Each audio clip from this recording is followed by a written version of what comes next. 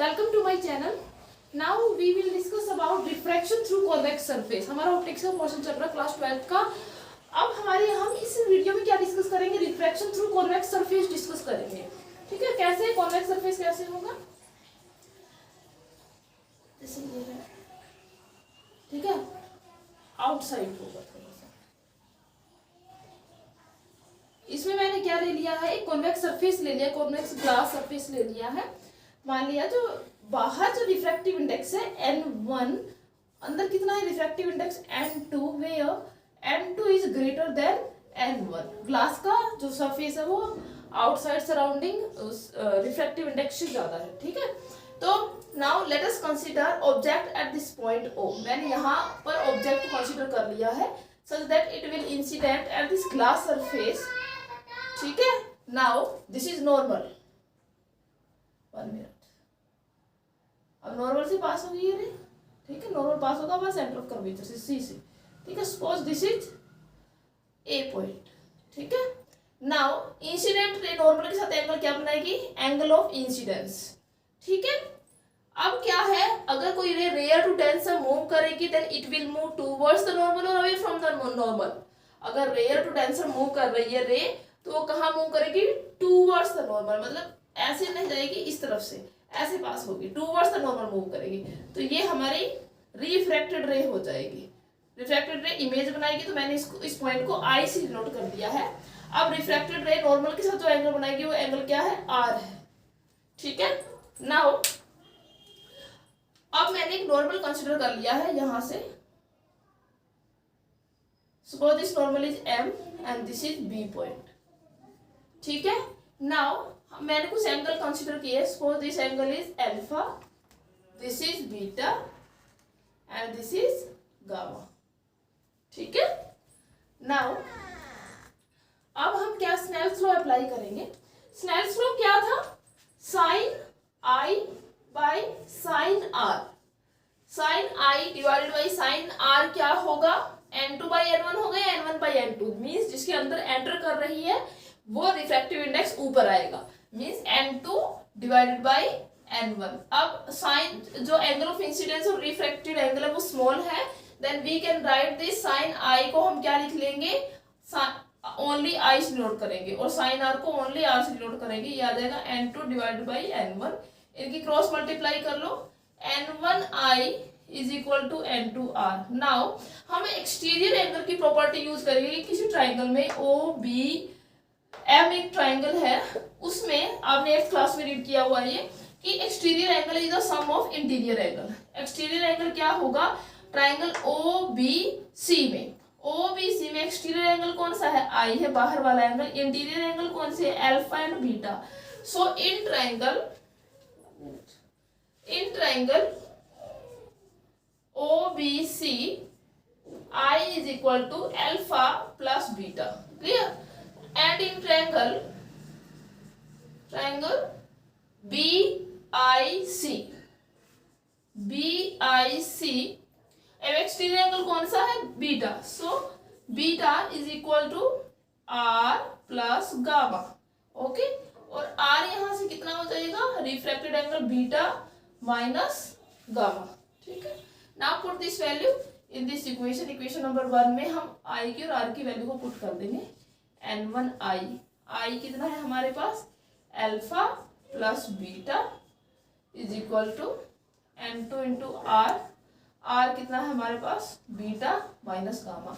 अब अल्फा और beta angle भी स्मॉल है तो मैं इनको सिंप्लीफाई करने के लिए मैं इनके साथ टेंजेंट अप्लाई कर रही हूँ क्योंकि एंगल स्मॉल है. ठीक है, तो n1 tangent of alpha plus tangent of beta is equal to n2 into tangent of beta minus tangent of gamma. ठीक है, now n1 tangent of alpha. देखो टेंजेंट ऑफ अल्फा क्या है? ओ बी एम ट्राइंगल में हम देखते हैं tangent alpha क्या होगा? bm divided by om. bm divided by om plus tangent of beta क्या होगा? bm divided by mc.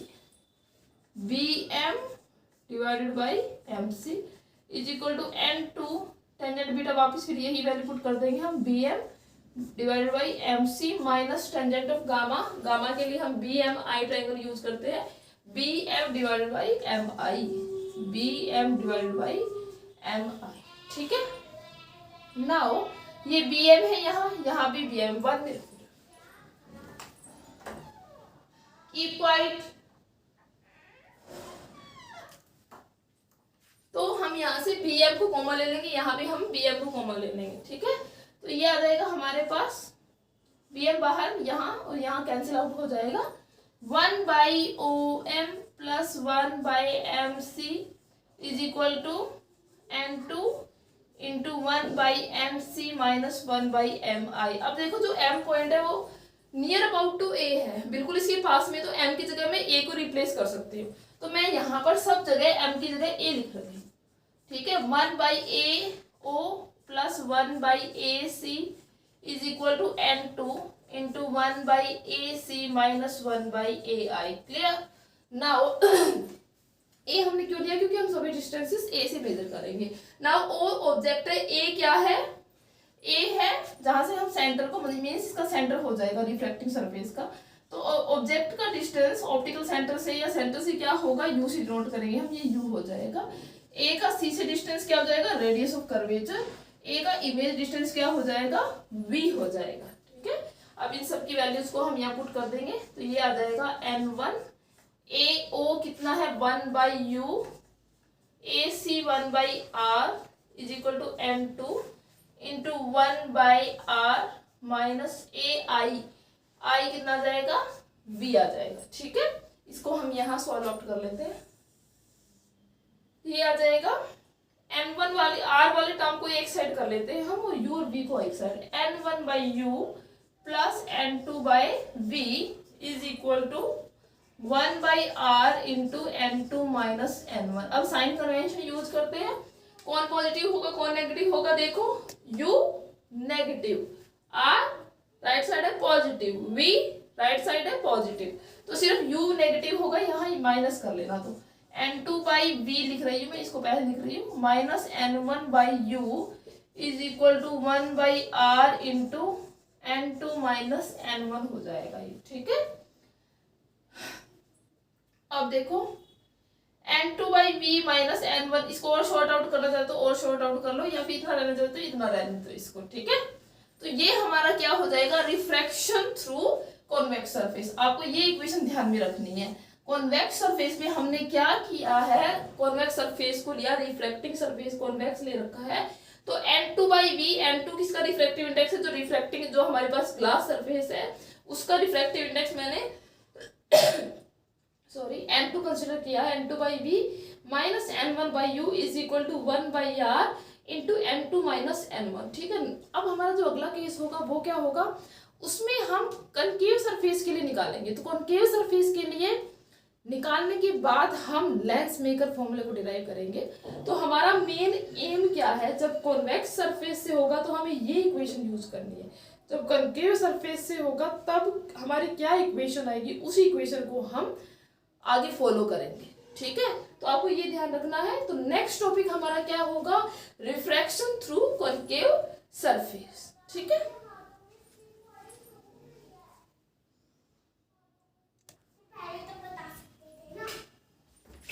Now we will do refraction through concave surface. Concave surface में क्या होगा, हमने ये ले लिया है कॉनकेव सरफेस, ठीक है।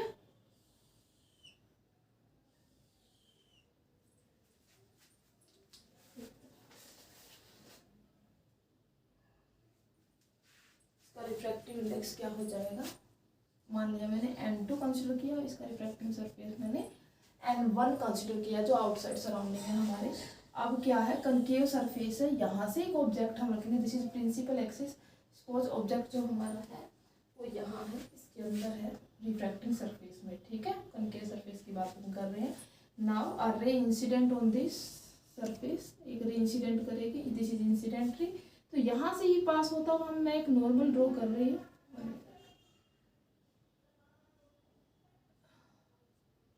ठीक है, दिस इज नॉर्मल सी, ठीक है।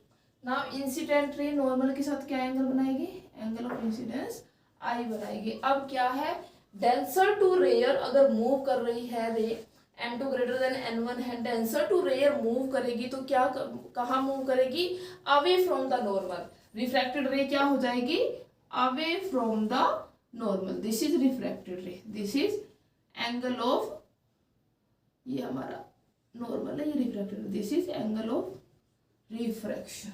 ठीक है, नाउ अब हम कुछ एंगल कंसीडर करेंगे। Suppose this angle is alpha, this is beta and C के साथ जो हमने एंगल लास्ट टाइम जो कंसीडर किया था वो गामा। ठीक है, this is beta and this is gamma. ठीक है, नाउ अब क्या है, मान लो मैंने ये नॉर्मल ड्रॉ कर लिया यहाँ से। ठीक है, मान लो ये है ए पॉइंट, ए ये एम मान लो, B this is C point. ठीक है, जैसा हमने पीछे अपने प्रीवियस केस में किया था वैसे यहाँ होगा। बिल्कुल सिंपल कॉन्सेप्ट है कि हम क्या लेके चलेंगे, वही स्नेल्स लॉ अप्लाई करेंगे। स्नेल्स लॉ क्या कहता है, sine i divide by sine r. अब की बार बताओ क्या होगा, बोलो क्या होगा, sine i by sine r. m2 by n1 होगा या n1 बाई m2 होगा, m2 बाई n1 होगा या m2 बाई n1 होगा। क्या होगा, जिसके अंदर एंटर कर रही है वो ऊपर आएगा, means n1 divided by n2 आ जाएगा। अब एंगल स्मॉल है तो मैं साइन को इग्नोर करके i divide by r is equal to n1 divide by n2 कर सकते हो। क्रॉस मल्टीप्लाई कर लो, i n2 is equal to r n1 आ जाएगा। ठीक है, यहाँ से फिर हम i को कैलकुलेट कर लेंगे। वही एक्सटीरियर एंगल क्या हो जाएगा, इसमें हम देखेंगे exterior angle is the sum of the interior angle. ठीक है, now i should be equal to, i किसके इक्वल, अब की बार i इसमें किसके इक्वल हो जाएगा। अब देखो इस ट्रायंगल में AOC में, in triangle AOC i plus alpha is equal to beta, तो i कितना हो जाएगा, i is equal to alpha plus beta. तो i किसके इक्वल हो जाएगा, बीटा माइनस एल्फा। ठीक है, beta minus alpha. Now n1 r देखो इसके अंदर ये एक्सटीरियर एंगल है, ए सी ही है ये भी, इसको मान लो आप एल मान लो। ठीक है, ए सी एल में। ठीक है, R is equal to beta plus gamma, so put this value है beta plus gamma. Okay, now take as in previous case by putting tangent of beta, tangent of alpha, tan beta and tan gamma, then find out the value of tangent alpha, beta and gamma. Now tangent of beta minus tangent of alpha is equal to n1 tangent of beta plus tangent of gamma. ये आपको समझ में आया ना मैंने tangent क्यों लिया, जैसे मैंने प्रीवियस केस में लिया था, क्योंकि अगर हम टेंजेंट ऑफ बीटा लेंगे सबसे सिंपलेस्ट केस है इसको सोल्व करने का। ठीक है, और एंगल स्मॉल है, हम इग्नोर भी कर सकते हैं और अपनी मर्जी से ले भी सकते हैं। तो इसलिए मैंने यहाँ पर साइन को इग्नोर कर दिया है, नेग्लेक्ट कर दिया, और यहाँ पर मैंने टेंजेंट अपने ही कैलकुलेशन को सिंपलेस्ट बनाने के लिए अप्लाई कर दिया है। ठीक है, नाउ टेंजेंट ऑफ बीटा क्या हो जाएगा, देखो यहाँ tangent of beta ACM triangle में AM divide by MC, AM divided by MC minus tangent of alpha कितना हो जाएगा, AOM में AM divided by OM, AM divided by OM is equal to n1 tangent of beta हमने यहाँ calculate कर रखा है, AM divided by MC plus tangent of gamma, देखो गामा AML में AM divided by ML। Clear, gamma है जो हमने इस ट्रायंगल में लिया AML में, gamma tangent of gamma perpendicular by base AM divided by ML, AM divided by ML। अब AM सब में है, हमने AM को कॉमन ले लिया। ठीक है, AM कॉमन ले लो तो यहाँ से और यहाँ से कैंसिल आउट हो जाएगा। हमारे पास क्या होगा, मैं डायरेक्ट लिख रही हूँ N2 इंटू, अब देखो M जहाँ पर है, देखो बेटा M और B बिल्कुल नियर बाई पॉइंट है, तो मैं M की जगह B को रिप्लेस कर सकती हूँ, क्योंकि हम सभी डिस्टेंसेस B से मेजर करेंगे। ठीक है, जैसे मैंने प्रीवियस केस में बताया था, तो यहाँ पर मैं 1 by BC minus 1 by BM is equal to N1 into 1 by BC minus plus 1 by BL लिख रही हूँ। ठीक है, इनकी वैल्यू को पुट आउट कर दो, N2 into 1 by BC, BC क्या है, BC R centre of curvature होगा ना, डिस्टेंस। ठीक है, BM ये क्या है, BO सॉरी बी ओ, ठीक है, ऑब्जेक्ट का distance 1/u is equal to n1 1/bc 1/r plus 1/bl। L क्या है, ये हमारी इमेज है, ठीक है। एल पॉइंट पर क्या बन रही है, हमारी इमेज बन रही है, इमेज डिस्टेंस वी से डिनोट करेंगे हम, ठीक है। अब क्या करेंगे हम, आर वाले एक जगह, आर वाले लेफ्ट में ले आओ सब, ठीक है। n2 minus n1 is equal to R and n1/v plus में n2 डिवाइड बाई यू। अब साइन कन्वेंशन को यूज कर लो। साइन कन्वेंशन क्या होगा, देखो v से इस तरफ क्या है, सिर्फ v है, मीन्स v पॉजिटिव होगा। ऑब्जेक्ट डिस्टेंस इस तरफ है तो नेगेटिव, अब c इस तरफ है तो नेगेटिव, ठीक है।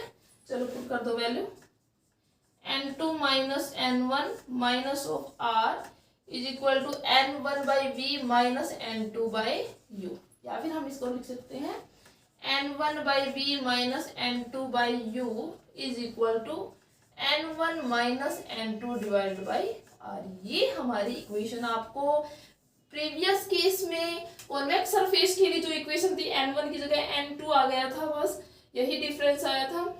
और इस केस में जो आया है, इन दोनों इक्वेशन को आपको ध्यान में रखना है। उन्हीं इक्वेशन का यूज करके ही आपको एक लेंस की इक्वेशन मिलेगी। कैसे मिलेगी, देखो एक बार इसको शॉर्ट कर देख लो। ये हमारा कॉन्केव सरफेस है, ठीक है, ये हमारा कॉन्वेक्स सरफेस था, ये, ठीक है, ये कॉन्वेक्स सरफेस था।